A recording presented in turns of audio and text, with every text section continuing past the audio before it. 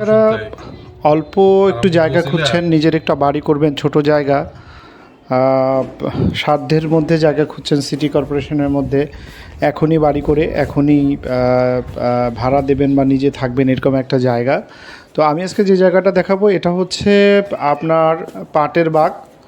পাটের বাগ আপনারা অনেকে নাম বললেই চিনবেন, কারণ যারা যাত্রাবাড়ি ওই এলাকাটায় থাকে শনিরাকরা, তারা পাটের বাগকে খুব ভালো মতোই চেনে। তারপরেও আমি একটু সংক্ষিপ্ত করে বলে দেওয়ার চেষ্টা করছি পাটের বাগটা আসলে কোথায়। এটা হচ্ছে আপনি যখন যাত্রাবাড়ি থেকে ডেমরার দিকে রওনা দেবেন, যাত্রাবাড়ি ফ্লাইওভার থেকে নেমেই হাতের বাঁয়ের দিকে আপনারা অনেকে ধলাইপাড় অনেকে চেনেন। এই পূর্ব ধলাইপাড় যেটা বলে আর কি, পূর্ব ধলাইপাড় ভিতর দিয়েও যাওয়া যায় পাটের বাগ।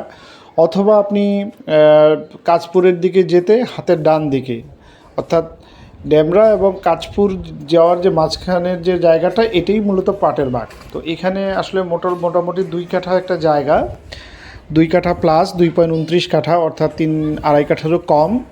এখানে আপনি দেখতে পাচ্ছেন 12 ফিট রোড সামনে, এবং এটা একদম মোড় একটা, চারদিকের মানে এলাকার যে মোড় থাকে এই মোড়ের মধ্যে। এটা সুবিধাটা হলো এর 60% জায়গায় কিন্তু রাস্তা, মানে অর্থাৎ সামনের পুরোটাই 60% জায়গায় কিন্তু